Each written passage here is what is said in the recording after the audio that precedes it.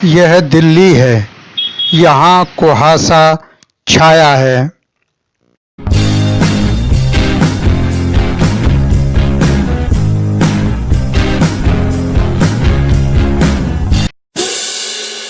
करनी करे तो क्यों डरे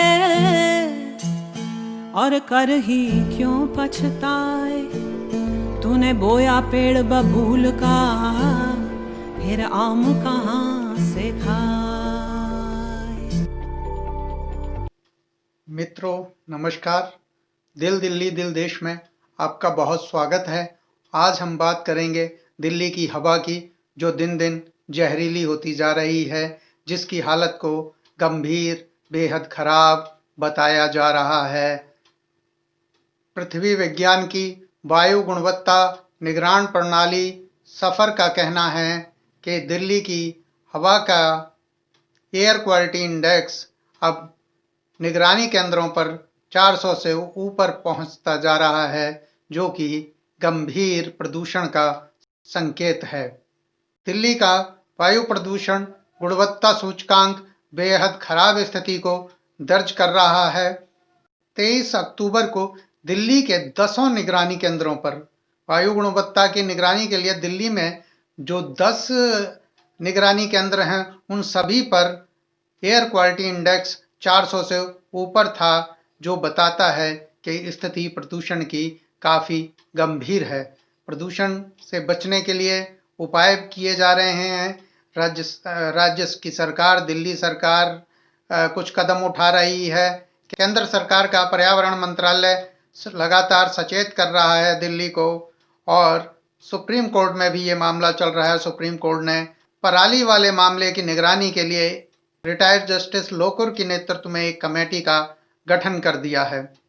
इन सब के बावजूद दिल्ली की हवा के प्रदूषण का मामला, दिल्ली की हवा के जहरीली होने के मामला हर साल अक्टूबर नवंबर में सुर्खियां बनता है, लेकिन इसका कोई भी समाधान हम तलाशने में अब तक नाकाम रहे हैं। और तो और ये मुद्दा अमेरिकी चुनाव में भी उठा है, जब राष्ट्रपति पद के उम्मीदवारों की अंतिम दौर की बहस में डोनाल्ड ट्रंप ने चीन, रूस के साथ भारत की हवा को भी बेहद गंदी और प्रदूषित बताया। और इस तरह से ये स्थिति जो है अंतर्राष्ट्रीय स्तर पर हमारे लिए शर्मनाक हो रही है। इस मुद्दे के वैज्ञानिक हल भी लगातार सुझाए गए हैं। और इस प्रदूषण की एक बड़ी वजह जो है पराली को माना जाता है। इन दिनों धान की फसल तैयार हो जाती है। पंजाब और हरियाणा में, पश्चिमी उत्तर प्रदेश में धान की फसल कट जाती है, और धान की फसल के कटने के बाद जो अवशेष बचते हैं उन्हें पराली कहा जाता है। ये पराली पहले यह होता था, आज से 30 साल पहले, 40 साल पहले या सदियों से यह होता आ रहा था कि किसान इस पराली को काट लेता था और वो उसके कई तरह के काम में आती थी। वो सर्दियों में इसका चारा काट के पशुओं को खिलाता था, मवेशियों को खिलाता था। इसके अलावा वो उसे उनके नीचे गर्म करने के लिए भी उन्हें बिछाता था, उसकी छान बनाता था, छप्पर बनाता था। लेकिन अब उस पराली का उपयोग नहीं रह गया, बल्कि उसे कटवाने के लिए किसान को यह लगता है कि मजदूर चाहिए, श्रम चाहिए, जो कि उपलब्ध नहीं है और बहुत महंगा उपलब्ध है। श्रम बहुत महंगा है, इसलिए वो लागत बढ़ जाती है, और वो किसान क्या करते हैं, पंजाब, हरियाणा और उत्तर प्रदेश के, वो उसे खेत में ही जला देते हैं। और ये धुआं पश्चिमी हवा के साथ 15 सितंबर से 25 सितंबर तक मानसून लौट जाता है, और ऐसे में वेस्टर्न डिस्टर्बेंस एक्टिव होता है, और पश्चिमी विक्षोभ के सक्रिय होने से पश्चिमी हवाएं चलती हैं। तो पंजाब और हरियाणा में जो पराली जलती है, पश्चिमी हवाओं से उनका धुआं दिल्ली पर छाता है, और जब हवा की गति काफी कम हो जाती है दिल्ली में, और तो ये वहां एक तरह से ठहर सा जाता है। इस वजह से दिल्ली की हवा में PM10 और PM2.5 के पार्टिकल्स की मात्रा जो है काफी बढ़ जाती है। जो हवा की लगातार जांच कर रहे हैं हमारे वैज्ञानिक, वो बताते हैं कि इन दिनों जो है 25% तक उसमें पराली के अवशेष, जले हुए अवशेष रहते हैं हवा में। 25% तक ये मात्रा हो जाती है, जो अक्टूबर के शुरू में 2% तक थी, वो बढ़ते बढ़ते 25% तक आ गई। और उस जलने की घटनाएं जो हैं पराली जलने की घटनाएं जिनको नासा अपने सैटेलाइट से लगातार निगरानी करता है, उनके बारे में भी कहा जा रहा है कि वो 800 से 1000 तक प्रतिदिन आ रही हैं और ये एक गंभीर चेतावनी है। इस मसले पर, पर्यावरण के इस मसले पर हो क्या रहा है, नेता क्या कर रहे हैं?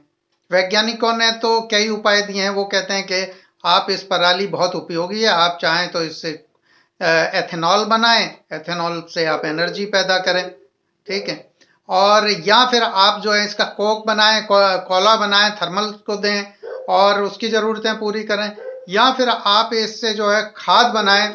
उन्होंने इस तरह के रसायन बना दिए जैसे आप पराली पर छिड़किए, डालिए और थोड़े दिन में वो जो है खाद में तब्दील हो जाते हैं। इसकी प्रोसेसिंग करके इससे बहुत बढ़िया गत्ता बन सकता है और गत्ता फैक्ट्रियां लगाई जा सकती हैं और एक आध जगह ऐसी लग भी रही हैं। तो इतने काम पराली आ सकती है, लेकिन इसके बावजूद इस पर गंभीरता से काम नहीं हो रहा। बातें बड़ी बड़ी हो रही हैं। अभी जब अक्टूबर के शुरुआत में ही जब यह मुद्दा उठा पराली को लेकर के अब नियंत्रण होना चाहिए, तो केंद्र और राज्य सरकारों में ठन गई। पर्यावरण मंत्री ने खुद एक प्रेस कॉन्फ्रेंस की, उनका कहना था कि पराली का जो है दहन घट रहा है हरियाणा में। तो दूसरी ओर जो है राज्य सरकार से केजरीवाल ने कहा कि नहीं, ये तो सुप्रीम कोर्ट ने खुद निगरानी कर रहे हैं और वो बता रहे हैं, और दूसरी ओर जो हमारे जो वैज्ञानिक हैं वो भी बता रहे हैं कि ये लगातार बढ़ रहा है। तो बजाय समाधान खोजने के, बजाय इस समस्या के समाधान के लिए गंभीरता से काम करने के लिए एक अजीब तरह की राजनीति हो रही है। और आइए हम पहले देखते हैं कि ये किस तरह की राजनीति चल रही है इस वक्त दिल्ली की हवा को लेकर। और ये पिछले 15 दिन से ये राजनीति तेज हो गई है। तो पहले हम नेताओं के बयान सुनते हैं, आइए।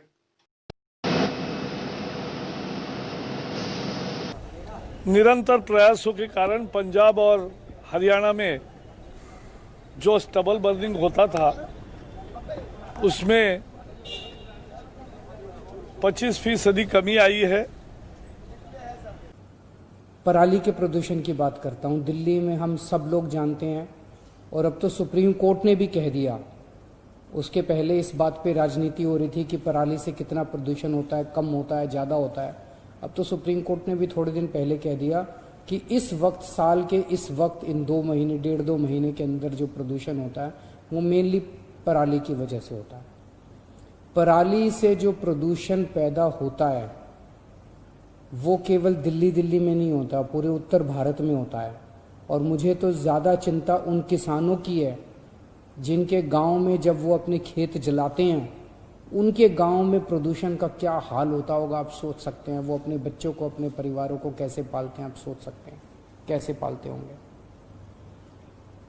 मेरा अपना मानना है कि पराली से उत्पन्न होने वाले प्रदूषण को काफ़ी कम समय में नियंत्रित किया जा सकता है। इसके लिए समाधान हमारे इंजीनियर्स ने, हमारे साइंटिस्ट्स ने समाधान दिए हैं। केवल और केवल राजनीतिक इच्छा शक्ति की कमी नजर आ रही है। अभी जैसे दिल्ली के अंदर हम एक्सपेरिमेंट कर रहे हैं। एक्सपेरिमेंट क्या कर रहे हैं? पूसा इंस्टीट्यूट एक्सपेरिमेंट कर चुका है। पूसा इंस्टीट्यूट के बताए हुए रास्ते के ऊपर इस बार दिल्ली के अंदर सारे खेतों में दिल्ली सरकार अपने पैसों से, सरकारी पैसों से उस घोल को, उस केमिकल का छिड़काव कर रही है, जिसकी वजह से पराली जो है वो खाद में कन्वर्ट हो जाएगी। तो पराली जलाने की जरूरत नहीं पड़ेगी। एक समाधान ये है। दूसरा समाधान, करनाल के अंदर एक बहुत बड़ा पराली से सीबीजी गैस, कंप्रेस्ड बायोगैस, वो सीएनजी की तरह होती है, सीएनजी की तरह उसका इस्तेमाल किया जा सकता है। तो एक तरह से करनाल में पराली से सीएनजी बनाने का बहुत बड़ा कारखाना शुरू हो चुका है। तो पराली से सीएनजी बनती है, क्यों नहीं बनाते हम लोग?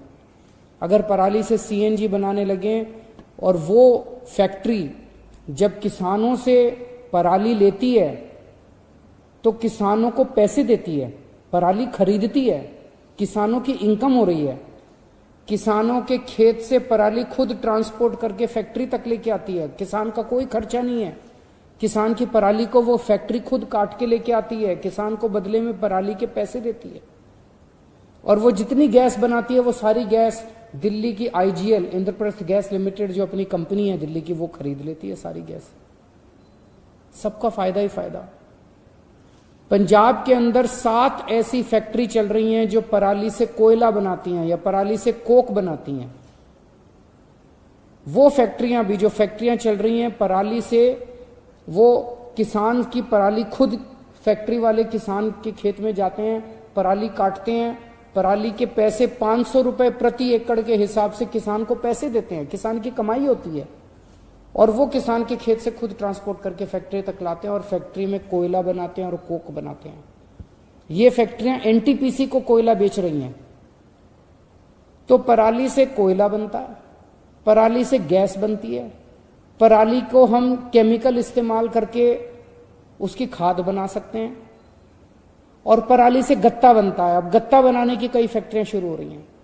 तो अगर हम सारी सरकारें मिलके अपने अपने राज्य के अंदर पराली को इस तरह से इस्तेमाल करने लगे कि उसको जलाने की बजाय किसानों को उससे कमाई होने लग जाए,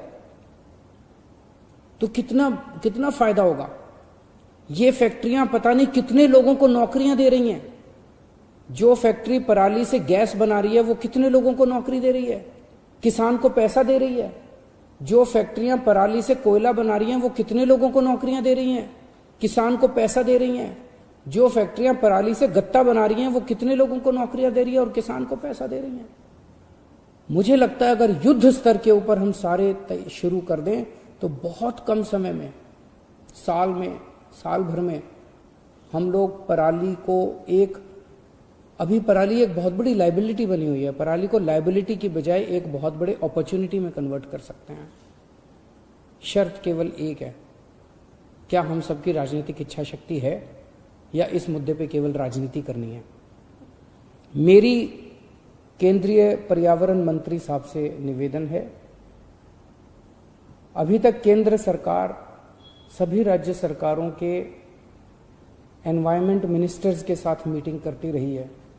यह मुद्दा बहुत बड़ा है, यह मुद्दा एनवायरमेंट मिनिस्टर्स के लेवल पे डील नहीं हो पा रहा। मेरी केंद्रीय पर्यावरण मंत्री जी से अपील है कि हर महीने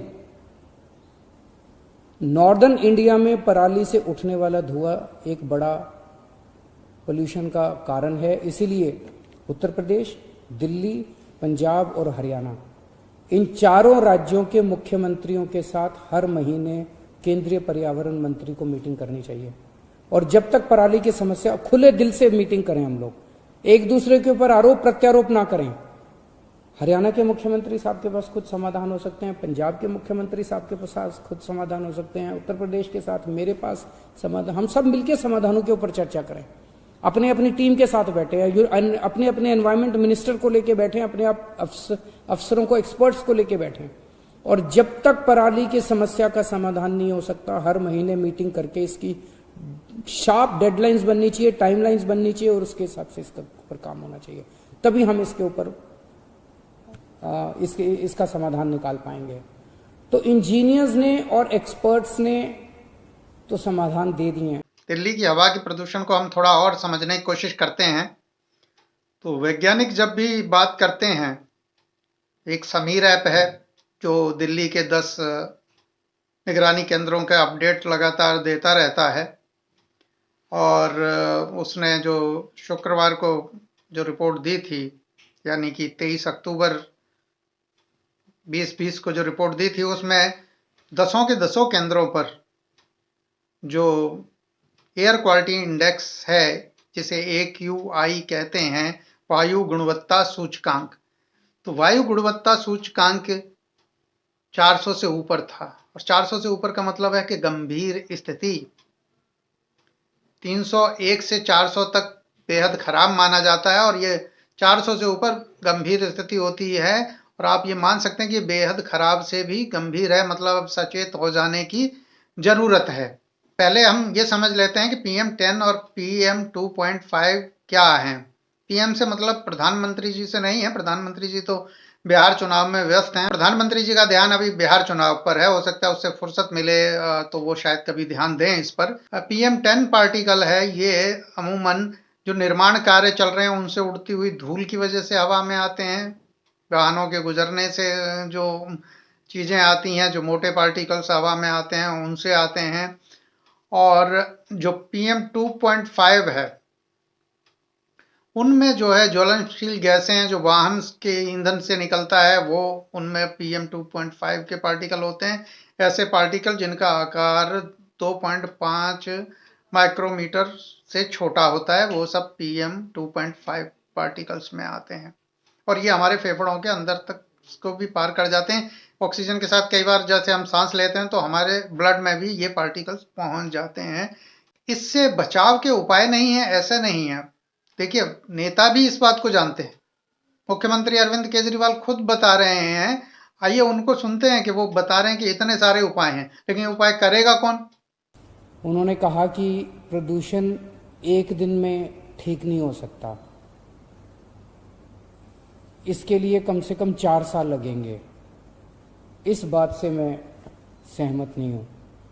मुझे ये लगता है कि अगर हम सारी सरकारें मिलके, सारी पार्टियां मिलके, राजनीति छोड़ के ईमानदारी से मेहनत के साथ लगें तो 4 साल से काफ़ी कम समय में हम प्रदूषण पे काबू पा सकते हैं। सवाल ये 1 साल ताज़ा बिल्कुल नया सवाल नहीं है। 5-6 साल 10 साल से ऐसे ही चल रहा है, 10 साल से ज़्यादा से। ये मुद्दा 2005-6 से उठना शुरू हो गया था पंजाब की पराली को लेके, और 10-11 के बाद तो नासा ने इस पर ध्यान दिलाना हमारा शुरू कर दिया और उसने तस्वीरें देनी शुरू कर दी, और हरियाणा पंजाब सरकार को रिपोर्ट ले रही है उनसे। और उसके बाद कुछ किसानों पर कार्रवाई भी शुरू हुई थी 14, 15, 16, 17 के आसपास, लेकिन वो कोई समाधान नहीं था। हमें पराली को खेत से हटाने के लिए किसानों को विकल्प देना होगा। अगर किसान उसको कटवाता है अलग से मजदूर लगा के, एक तो हमने वो मशीनें जो खोजी, हार्वेस्टर या जो भी धान काटने वाले हैं, वो छोड़ जाते हैं पराली की का बड़ा हिस्सा उसमें। पहले किसान हाथ से काटता था तो जड़ के पास से काटता था। अब वो क्या है कि बालियां जहाँ दाने होते हैं वो हिस्सा काटा जाता है, बाकी छोड़ दिया जाता है खेत में। अब वो खेत में किसान के लिए सिरदर्दी है, उसे कटवाने के लिए या तो अलग से मजदूरी लगाए वो। अब जब उसको धान मिल ही गया है तो वो मजदूरी लगाएगा तो वो उसका वेस्टेज है वो कहाँ जाएगा वो। और दूसरा ये कि इतना जब कट के आ जाएगा तो उसको रखेगा कहाँ। तो ऐसे में किसान की एक तो लागत बढ़ जाती है। तीसरा विकल्प उसका यह है कि वो उसे खेत में जुतवा दे, लेकिन जुताई का खर्चा लगे, उसमें 2 बार जुताई और 2 पानी ज्यादा लगेंगे। इससे खर्चा उसका करीब 2000 रुपये प्रति एकड़ और बढ़ जाएगा। तो किसान ये लागत कहाँ से लाए? इसलिए किसान जो है इसको पराली को जला देता है, जो कि वो जानता है कि नुकसानदेह है, कि जमीन की ऊपर की परत को, जो उपजाऊ परत मानी जाती है, उसको बहुत नुकसान पहुंचाती है। उसमें जो माइक्रो बैक्टीरिया होते हैं, जो खेती की उपज में सहायक होते हैं, वो सब मर जाते हैं। लेकिन किसान मजबूर है, उसके पास विकल्प नहीं है। आप जो है जो कीमतें हैं अनाज की वो उसको सही नहीं मिल रही हैं, वो लगातार संघर्ष कर रहा है इसके लिए। तो आइए पहले मुख्यमंत्री जी से सुनते हैं, उन्हीं से सुनते हैं, ताकि हम लोग ये ना समझें कि नेताओं को पता नहीं है कि इसका कोई उपाय नहीं है। तो आइए सुनते हैं पहले मुख्यमंत्री जी को। और जब दिल्ली के मुख्यमंत्री को पता है तो बाकी नेताओं भी इससे अनभिज्ञ नहीं होंगे। वो भी इसी देश में रहते हैं, वो भी इसी देश का अनाज खाते हैं, और वो भी इसी देश की हवा में सांस लेते हैं, तो उन्हें भी पता होगा। पर वो उपाय क्यों नहीं कर रहे हैं, ये अब हम सबको सोचना है कि वो उपाय क्यों नहीं कर रहे हैं, और उन्हें उपाय ये कैसे करने चाहिए, इसके लिए भी हम सबको ही सोचना होगा। तो पराली से कोयला बनता है, पराली से गैस बनती है, पराली को हम केमिकल इस्तेमाल करके उसकी खाद बना सकते हैं, और पराली से गत्ता बनता है। अब गत्ता बनाने की कई फैक्ट्रियां शुरू हो रही हैं। तो अगर हम सारी सरकारें मिलके अपने अपने राज्य के अंदर पराली को इस तरह से इस्तेमाल करने लगे कि उसको जलाने की बजाय किसानों को उससे कमाई होने लग जाए, तो कितना फायदा होगा। हाँ करना रहो तो कर ले रे साधो, मनक जन्म दुहेलो है। करना रहो तो कर ले रे साधो, मनक जन्म दुहेलो है। लख 84 में भटकत भटकत अरे अब के मिलो महेलो है कनार होए सो कले रे साधो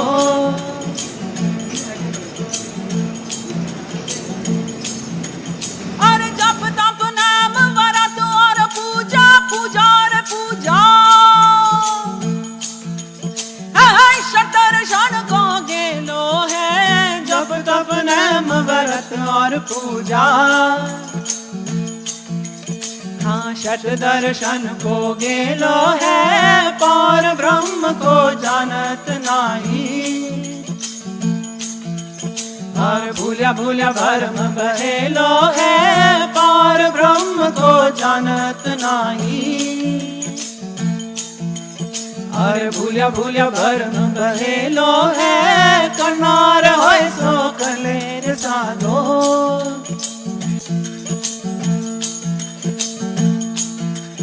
अरे कोई कहे हरि बस बैकुंठा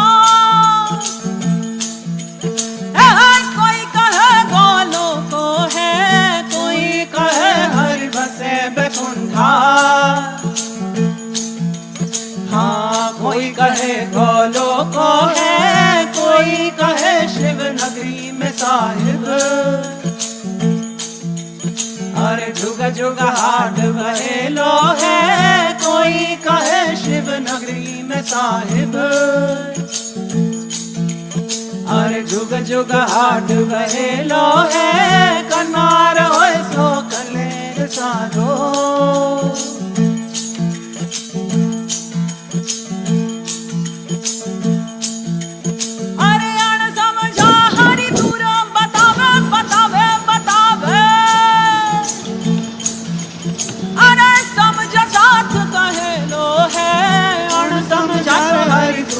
बतावे हाँ समझा साथ कहेलो है सतगुरु शरण अमूलक दीनी अरे हरदम हर को गेलो है सतगुरु शरण अमूलक दीनी अरे हरदम हर को गेलो है कनार होए सो कलेर साधो